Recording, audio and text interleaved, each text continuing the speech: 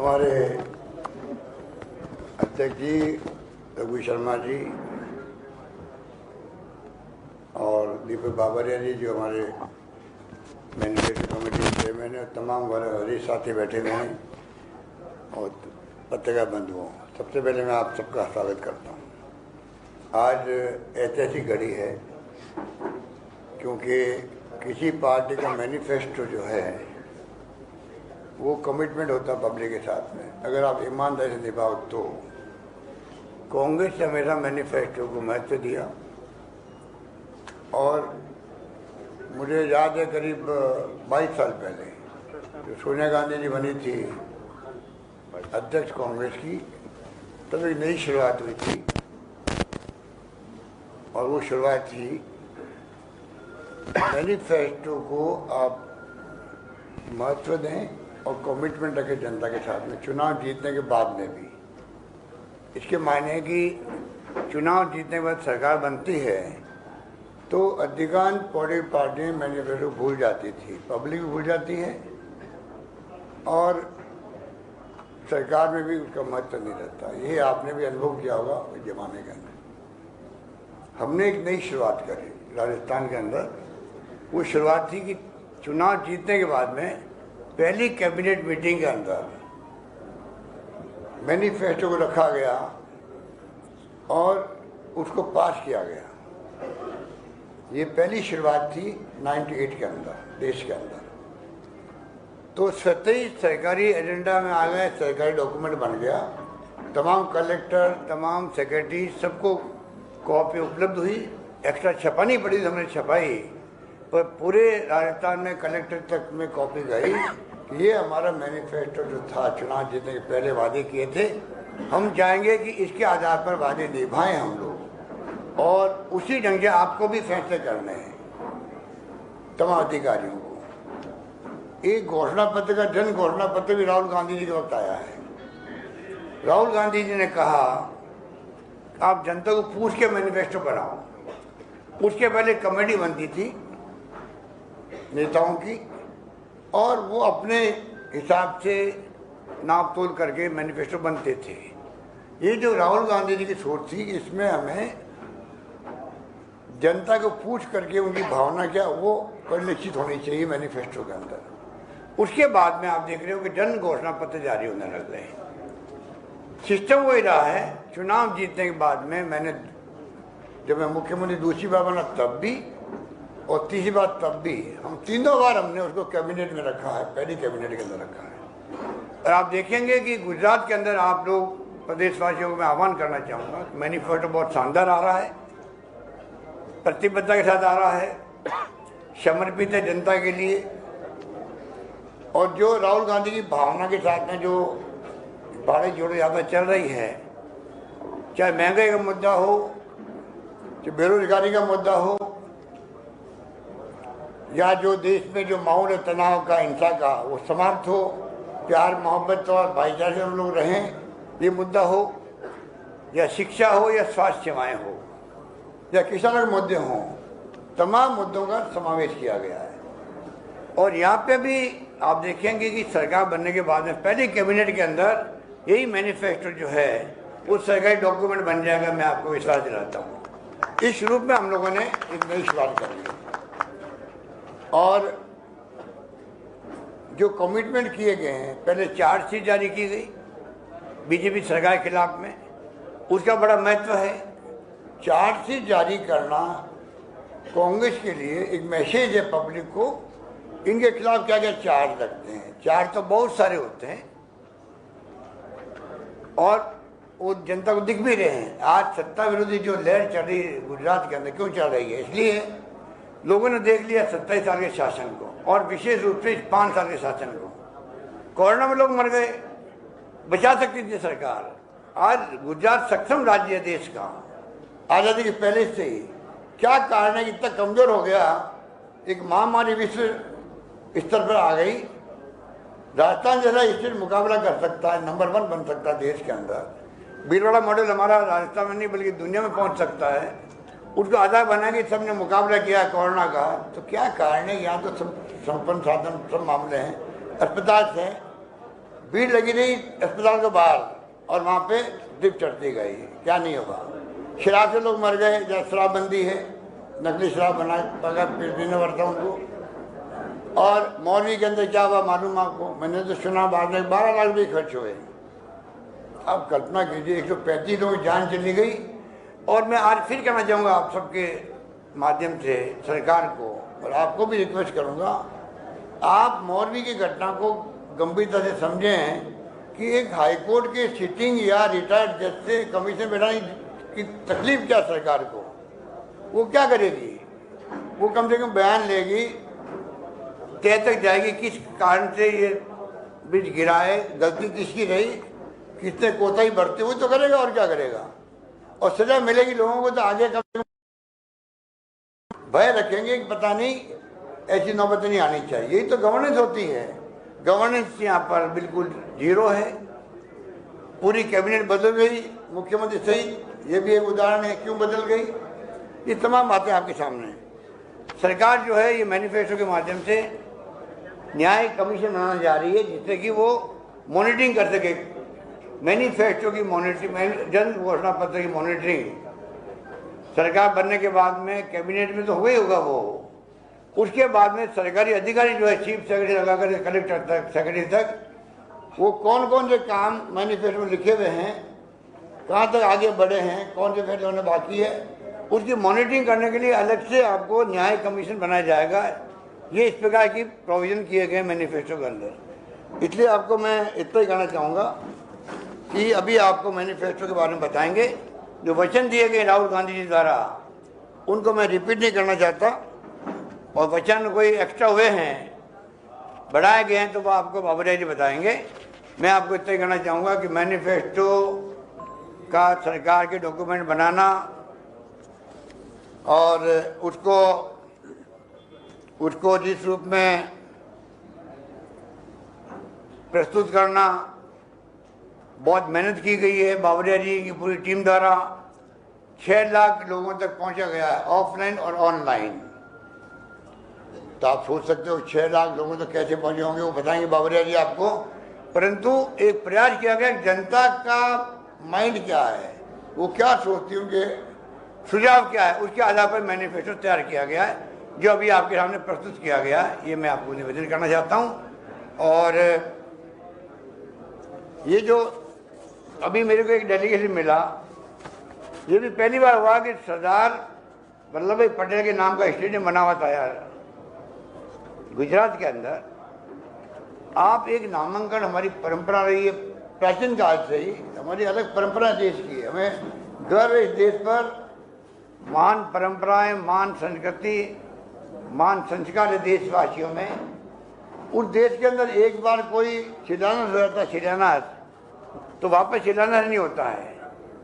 प्रधानमंत्री जी को गुमराह किया गया, रिफाइनरी का हमने शिलान्यास कर दिया था राजस्थान के अंदर। नीचे वीरप्पा मोइली आ गए थे केंद्रीय मंत्री, सोनिया गांधी जी चेयरपर्सन थी एनपी की, वो आ गई थी। आप यूपी गवर्नमेंट की इतना बड़ा प्रोजेक्ट का शिलान्यास हो गया था, सरकार बदल गई और उसके बाद में रोक दिया गया। 5 साल बाद वापस शुरू करने लगे, तो प्रधानमंत्री जी को बुलाया गया वापस। तो मैंने ऑब्जेक्शन किया, ऐतराज किया कि एक बार शिलान्यास हो गए हैं, मंत्र पढ़े जा चुके हैं, दोबारा मंत्र कैसे पढ़े जाएंगे बताओ कैसे पढ़े जाएंगे। तो प्रधानमंत्री पीएम ने क्या किया, नए कार्ड छपाए होंगे मेरे ख्याल से, और लिखा प्रधानमंत्री जी कार्य शुभारंभ के अवसर आ रहे हैं। मतलब 5 साल से कार्य शुभारंभ नहीं किया, शिलान्यास हो गया हमारे वक्त में, अब कार्य प्रारंभ के उपलक्ष्य में आ रहे हैं, और वो आए वहाँ पर। अब बताइए आप, सरदार पटेल के नाम का स्टेडियम बन गया। स्टेडियम बनने के बाद में आप कैसे वापस उसका नाम बदल सकते हो नरेंद्र मोदी जी के नाम का। अरे नरेंद्र मोदी देश के प्रधानमंत्री है, इससे बड़ा स्टेडियम बन सकता था। अगर प्रधानमंत्री के नाम का स्टेडियम बना, हमें ऑब्जेक्शन नहीं है। आप सरदार पटेल के स्टेडियम रखते, जरूर थोड़ी वो गुजरात नहीं बने। प्रधानमंत्री के नाम का स्टेडियम गुजरात के अलावा भी कहीं बन सकता था। नरेंद्र मोदी के नाम का, उससे बड़ा होता है, इससे कोई एतराज नहीं होता। एक नामांकन होने के बाद में कैसे आप बदल सकते हो? अभी सुबह सुबह मेरे पास मिलने आगे लोग, तमाम डेलीगेशन, और बड़े गुस्से में थे वो। हमने अभियान चला रखा है गुजरात के अंदर कि ये नामांकन बदला गया, इनको वापस ठीक किया जाए। ये कहने के लिए आए मुझे गांव के लोग, उनके गांव के लोग भी थे, सरदार पटेल के गांव के लोग थे। तो ये जो इस प्रकार की जो आपके यहाँ परंपराएं डाल रहे हैं बीजेपी वाले, वो मैं उसको किसी रूप में उचित नहीं मानता हूँ।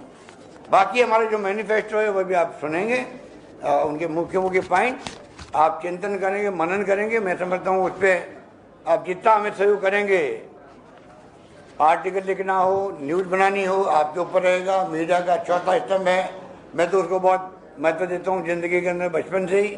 और मैं उम्मीद करता हूँ कि मैनिफेस्टो का जो सेंटिटी है, सेंटिटी रखने वाला काम हमारा है, जो पहले नहीं रखी जाती थी।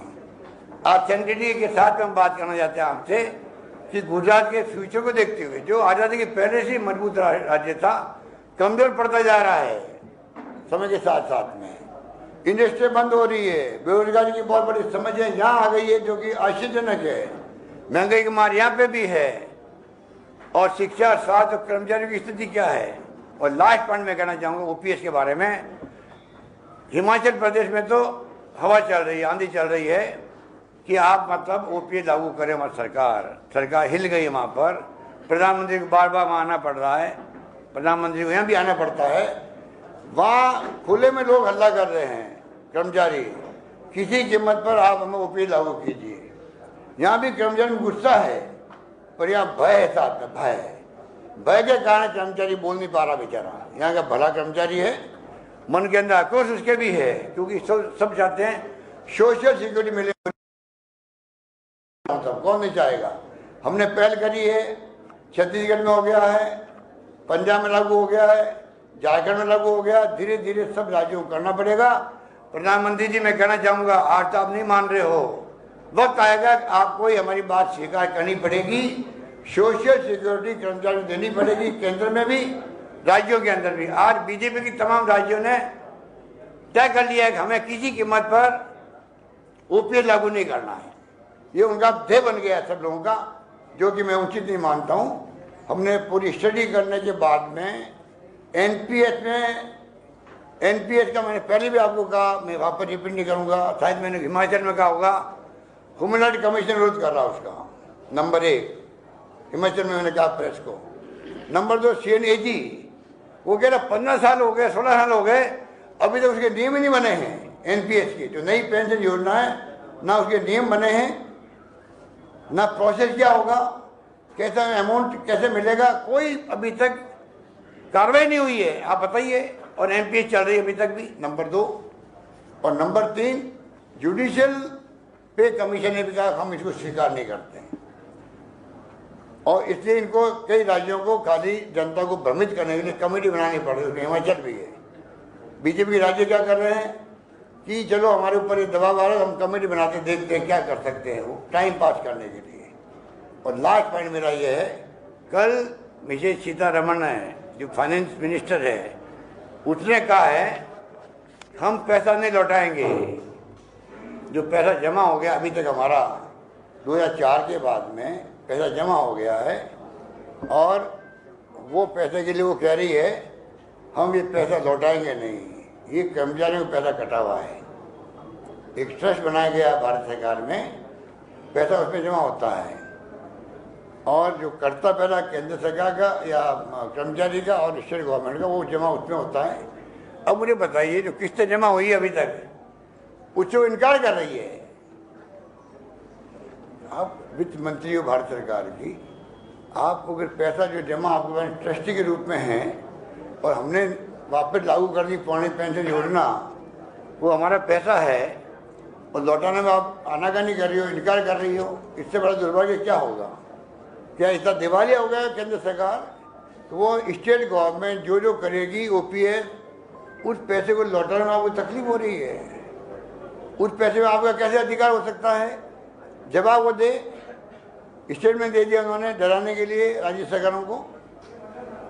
हम परवाह नहीं करेंगे, हम तो ओपीएस लागू कर दिया है, लागू होकर रहेगी, और गुजरात सरकार से मैं कहना चाहूँगा, चुनाव में आपको तकलीफ आ गई है, आंधी चल रही है आपके खिलाफ में। अभी गुजरात में जनता में आक्रोश है, सब मुद्दों को लेके आंधी चल रही है और कांग्रेस सरकार बनाएगी।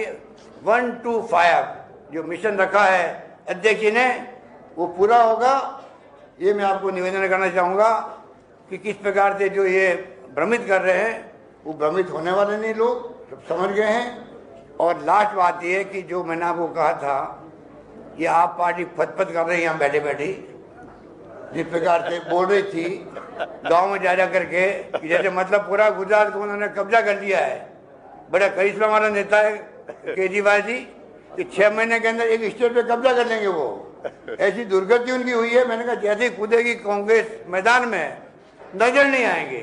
आज वो नजर नहीं आ रहे हैं, गाँव से छिपते हुए फिर रहे हैं, ये आप देख लीजिए। और तो और हिमाचल में जाके आया हूँ, आप बताइए इनको, केजरीवाल जी पूछिए कभी आपके पास मीडिया में आए हो तब, कि भाई एक का जवाब दे दीजिए। आपने गुजरात से ज़्यादा हिमाचल को कैंपेन शुरू किया था आपने, क्योंकि पंजाब जीतने के बाद में आपको बहुत उत्साह था। आप में पड़ोसी राज्य हैं, आपने खूब रोड शो किए, मैनेजमेंट किया, प्रचार किया, जैसे गुजरात में वो कर रहे हैं, खूब वादे किए वहाँ झूठे सच्चे। आपने अचानक ही, ये बहुत बड़ा पॉइंट है, अचानक ही आपने गुजरात से पूरी तरह विड्रॉ क्यों कर लिया? सॉरी, गुजरात नहीं, हिमाचल से आपने विड्रॉ क्यों कर लिया पूरी तरह? मतलब वहाँ कैंपेन जीरो कर दिया अपना। क्या कारण है इसका? या तो आप बीजेपी जिताना चाहते हो वहां पर, आपकी मिली भगत है, इसलिए आपने अपना कैंपेन हिमाचल में विड्रॉ कर लिया है। उम्मीदवार खड़े रखे हैं वोट तोड़ने के लिए कांग्रेस के। ये बहुत बड़ी चाल जो इनकी है, वो खुद एक्सपोज हो गए हैं और जनता कभी गुजरात में स्वीकार नहीं करेगी। धन्यवाद।